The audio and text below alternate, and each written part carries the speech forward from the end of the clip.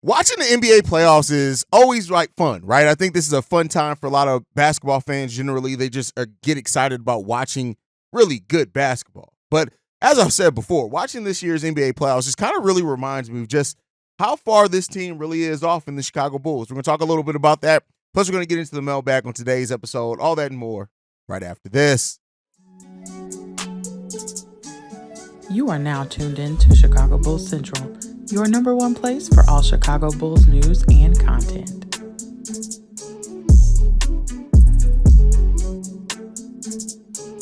What's going on, Bulls fans? Welcome to another episode of Chicago Bulls Central, your number one spot for everything Chicago Bulls related. I'm the host there, Hayes, but more importantly, you guys can follow the channel at Bulls Central Pod on every social media platform we happen to be on. With that being said, let's go ahead and get into this content, y'all. So, the NBA playoffs, as I said in the intro, it's always fun to watch, right? It's fun to watch highly competitive basketball. When you look at the second round so far in these playoffs, every series is 2-1, 3 games in, which is really fun. No potential sweeps in this first round of the playoffs, which is really fun there. But then, a team that, I kind of talked about yesterday, and, there was some reactionary things from fans when I talked about, Josh Hart's comments. And people say, well, the Knicks haven't won anything in a decade either. Yeah, you're right. They haven't. But when you look at the Knicks, and the fact is that the Knicks over the last 3 years have gotten progressively better, whereas the Bulls have gotten progressively worse. Yeah, both teams were in the absolute pits for a long time there, right? We had a brief glimpse there with Derrick Rose. I think they went to the playoffs once with having Amari Stoudemire and Carmelo Anthony, if I'm not mistaken there. But, the Bulls had a much better early 2000s than the New York Knicks. But now things have really turned. The New York Knicks, somebody said that the Knicks got lucky in signing Jalen Brunson. I don't really look at it that way. I say and look at it this way. The Knicks were smart enough to go out and get Jalen Brunson at a time where a lot of people question of how can you really build a team around, how good is really Jalen Brunson without Luka Doncic? And they bet on that. And then after that point, they've went out and been aggressive in making moves to continually get that team better. They were a 50-win team this season, and they're in the second round of the playoffs, having a series lead of 2-1. They are much further ahead than where the Chicago Bulls are right now. It just is what it is. You look at the Cleveland Cavaliers, another team that, through making smart moves is now, again, they're down 2-1, but they're much further ahead than the Chicago Bulls are, right? So, it's just those things. Watching this playoffs, it reminds me of just, during the season, every game is meaningful. It's the regular season, right? But the Bulls haven't really played super meaningful basketball in quite a while. It's been 10 years, a decade, since the Bulls last won a playoff series. That is where this team is right now. And so, in seeing and watching, these playoffs, it's just, we want to get back there. Now, you have Bulls fans that disagree on how to get there. I am one that I take the mindset of, as long as you eventually get there and you build something sustainable, I'm all for it, even if that means getting worse to get better, right? And that is a thing that sometimes happens in professional sports. You have some Bulls fans that, if the Bulls don't sign Paul George and trade for this and do this, and we gotta trade DeMar DeRozan, and then we can trade Vooch and Zach, and we can get this player back. And it's like, I get it, and that sounds great. And there are some teams that are able to do that in off seasons, but that sounds a lot like 2K, right? And the thing that that this team suffers from the worst, it seems like, is that this front office is terrified to get worse. That is ultimately going to make them better. And, when we talk about like the 2025 first round pick, right? And how the Bulls, in this offseason can make a determination on what they're really trying to do in the 2025 draft, or what hopes they have in the 2025 draft, which is a lot deeper than this draft. But the team that we have right now, it's a culmination of events that got us here. AK built something solid when he went out and got Lonzo, when he went out and got DeMar and Alex Caruso and traded for, that was solid. Yeah, that team was number one team in the East. We wouldn't have stayed there. I was one of the few Bulls content creators when we were number one team in the East. And you can go back and check this. I was like, hey, probably not going to stay here with the way that we're playing. We're going to drop some. People were like, you're crazy, Hayes. I'm confused. Are the Bulls winning or are they not? And it's like, yeah, but you got to see the bigger picture. We were a team at that point that were losing against some of the better teams in the NBA. We were beating a lot of the bottom feeders, but that was a nice foundation that came crumbling down because of injury, right? And so, this front office went out and had a vision and then never really pivoted off that vision well up until now. We'll see what they do this offseason. And on the same day that the draft lottery is tonight, maybe some of that vision starts becoming a little bit more clear for the Chicago Bulls on draft night or whatever else it is. Like, we'll end up seeing, right? It's going to be fun to watch and process and things like that, and we'll see what we end up getting from it and coming out of it. But ultimately, it's just this team is not truly competitive. It just isn't. And I know as Bulls fans, we have hopes, and we look at it and say, well, if Lonzo comes back, or if Zach LaVine was playing, and if we do this and if we do that, and I'm sorry, I hate to tell you, but if you look at the style of basketball, these teams that play in the playoffs, not just whether the results and if they get the win or not, the style that they play, right? The style, the fact that they do move without the ball, the fact that they do have an edge and a different level of intensity that they can kick it up to, the fact that they are at times winning the chess match in coaching. These are all areas that the Bulls fell at. And so, not to say that you can fix all of that in one offseason or not, but we just want this team to be fighting for something again. Like, can we get a playoff series victory first? Can we build a team that can win a playoff series, right? That's the first step, right? Get to the playoffs. Make the playoffs out, right? Not go through the play-in. It is what it is. We end up winning the play-in to get to the playoffs. Nobody's going to knock it, right? But you just got to continually progress. And this team has technically gotten worse as far as record-wise every season for the past 3 years. That's just where we've been. That's not no ifs, ands, or buts or something objective or subjective. Like, no, it is objective. It's not subjective. The Bulls have gotten worse. That just is what it is. The Bulls have gotten worse. And as long as that keeps being the thing for the Chicago Bulls team, it's hard pressed to look at it no matter how glass half full or glass half empty. You look at it and say, hey, is this team getting to the place? Are they making the necessary moves to get to the place that we want them to be to? Because, listen, right now, no, they're not. We've gotten worse, and there's been circumstances for that. Make no mistake about it, right? Injuries have played a part. Losing Zach LaVine for a full. These things play a part. I'm not trying to act like they don't. They absolutely play a part. But at the same time, when you are a team that tries to sell you on competitiveness, when you're a front office that tried to come in here and sell us on the fact that we're going to try to build, it's about winning championships, this fan base, this organization needs to win titles, you are far off from that. And so getting to the place of playing meaningful basketball again, I think is something that every Bulls fans wants. And you have to take a little risk to get there. And I think Bulls fans don't really trust AK to take the risk, and the risk end up working out. And that's fine, because that's what this front office has earned by the moves that they have made or not made. And so just watching this and, on draft lottery night where maybe the Bulls can get a little bit of luck in the draft lottery and things like that, regardless of it, is that the distrust right now in this front office is palpable. Because, me and Pat talked about the draft lottery over on Locked on Bulls yesterday, and Pat made a great point. It's like, all right, bet, we get the number. Let's say we do get a top 4 pick. How much trust do we really have in AK to get that right? Are we going to be looking again in 2-3 years and realize there are about 3 picks that went after where the Bulls picked that ended up being better? And that's always the risk of a draft.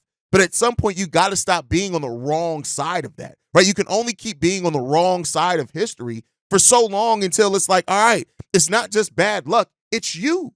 It's you and your inability to truly scout talent. And that's something that we have to ask ourselves as well. And it's going to be told over time. Now, could Dalen, could Julian still turn out to be damn good NBA players? Yeah. I'm not somebody who's given up on those guys yet, considering the minutes that they played, XYZ. I'm not even somebody who's given up on P. Will. I see a lot of people still, P. Will's a bust because he's this and he's that and he's that. He's not this.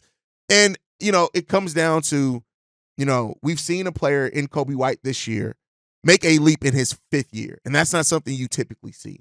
And you're going to see a lot more players make those leaps, especially when they go to teams that they kind of change their mode, right? Like the Bulls didn't know what the hell they were doing when they initially drafted Kobe. Garpax, and they were still just hoping something was going to stick to the wall.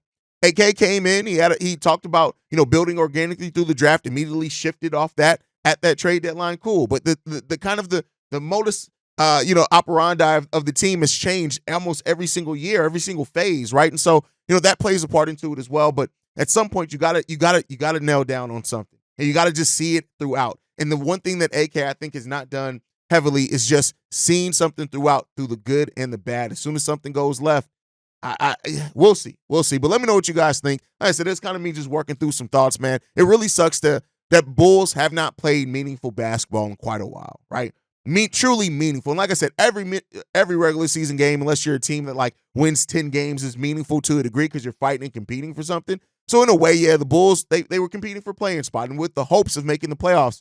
But when you talk about truly meaningful postseason play, it's been quite a while for the Bulls, man. And yeah, maybe our luck can change on that with whatever AK and Eversley do this offseason. Maybe I'm just being a little too hopeful, but that hope is starting to wear thin a little bit. But it is Sunday. That means it's Mailbag Day. Let's go ahead and get into the voicemails for today. This one's from Reginald. Hey, this is Reginald from Columbus, Georgia. I just want to say something before the Columbus Bills get started on playing especially Jimmy Butler. I know you're going to have a lot of Bulls that say, hey, Riley, stuff, Jimmy, and it's something to go after him.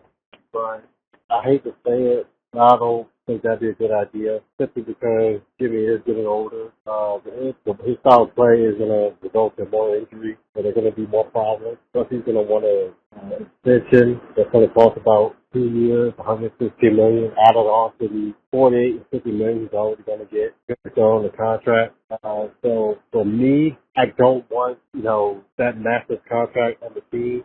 Even though I would love to have his work ethic and his leadership abilities, we all saw that last year, and said they were there for really 2 years from Jimmy ever since he became the guy.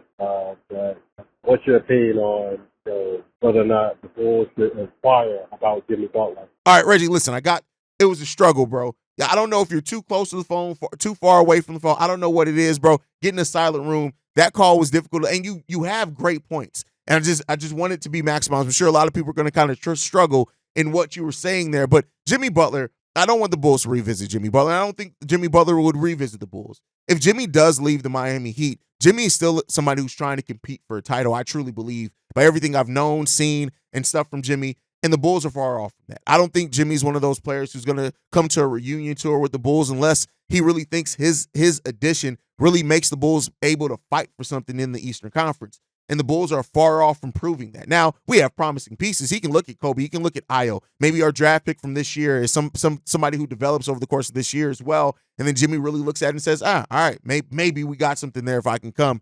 But at the same time, is it not repeating kind of the same mistakes of DeMar? And, they're very different players. Jimmy is a two-way player. And I still think he's one of the better two-way players, even though he's starting to take a bit of a slide. You can start seeing his rotational defenses, in pick and roll and stuff isn't what it used to be. He's not able to switch to as many positions as he used to be able to, but that's just something that comes with age. But a Jimmy Butler reunion for the Chicago Bulls isn't really on my radar. I don't know how many Bulls fans really think about that either. I can't speak for the whole Bulls community.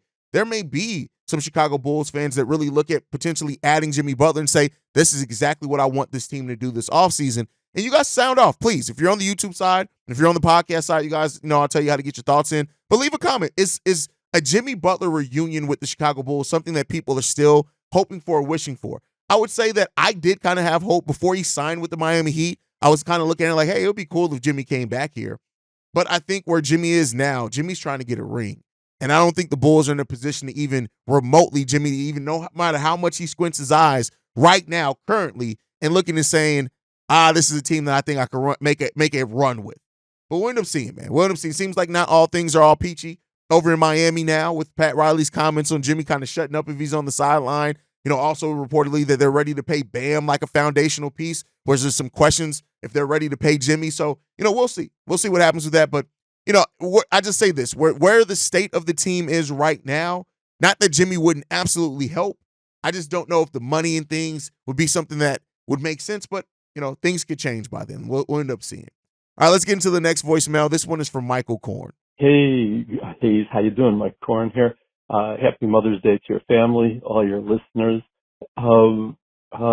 Thanks for your eloquent words about DeMar DeRozan and his memoir, mental health, and you really see the resiliency of this in his character and how he plays ball, and it manifests itself in his game. I just finished listening to your podcast about small market versus big market teams, and to be honest, I think that's kind of irrelevant to me. It's more important, like, you spend wisely. And that's where I think about the last couple of years, and at least in retrospect, that, the max for Zach, look what position it put us in now, and re-signing Vooch, which brings me to this question. Who would you rather have, for the Bulls right now? Vucevic or Daniel Gafford, based on how they play. Anyway, talk with you later. Cheers. Bye-bye. Great insight and great question at the end there that I'm going to jump into. Right now, Gafford or Vooch, and I would say Gafford probably. And that's not to knock Vooch. What Vooch brings offensively when Vooch is playing, and I've talked about it before. In Bulls wins, when Bulls wins games, it's not directly correlated because we've won games where Vooch has played like shit. But in some of our bigger games, when Vooch plays well in wins, Vooch makes a really big impact on those games. And not to say that Daniel Gafford, he's not a threat to stretch the floor at all like that. But I think when you look at Gafford, somebody who can run with Kobe, run with Io, be solid in pick and roll defense, right? Brings a lot of that type of defense and shot blocking and things. Not really a true rim protector, but he can do some of that as well. But yeah, it's extremely interesting thing to watch out for. But just to bring it home, in the Chicago Bulls wins, when Vooch was on the floor, Vooch in wins averaged 19.6 points per game, 1 block, 11 rebounds. He shot the ball 48% from the field and 31% from three, and 3.4 assists. Vooch in the Bulls wins, and that's 36 out of the Bulls' 39 wins. Vooch plays an important part when the Bulls win, and that is because of his ability to hit shots and things like that, kind of even in the mid-range when his three's not falling. But, Daniel Gafford, what he bring defense-wise, the switchability defensively, stuff like that, man, hey, I would probably have to lean Gafford, but there's a case to be made that Nikola Vucevic too. But, maybe it's just because Gafford brings what Vooch lacks, but also Vooch brings what Gafford lacks in a lot of ways, offensively and passing-wise as well. So, we'll see. Well, we won't see because we're not getting Gafford back, but let us know what you guys think on that down below. All right, let's get into this next voicemail. This one's from Corn. Hey, what's the word, King? It's Corn. Let's go ahead. Let's get right into this, man. Today, I want to talk about AK, Arturis. All right? Mike Eversley, too, in an extent. I'm going to say something that's very unpopular, and that's okay to a lot of people. I'm going to be patient and give them the shot that, you know what I'm saying? I understand why he kept things together for so long. I had to go and look from it from his eyes because we all got to remember, like he said, the team that he had vision, the team that he had in mind that he built. We saw it. Lonzo, Zach, DeMar, Caruso, Vooch, Pete Will, Kobe Io off the bench. It was beautiful. It was beautiful. We don't know if he would have stayed in first place or not. Probably would have been top 3, top 4 to end out the season. But we was booming and we was praising him. We can't blame him for the injuries of Lonzo. We can't blame him what's going on with Zach. We can't blame him for the regression of Vooch. We can't blame him for the regression of DeMar. Now, has he made the right moves since post Lonzo, Zach, and everything? Of course not.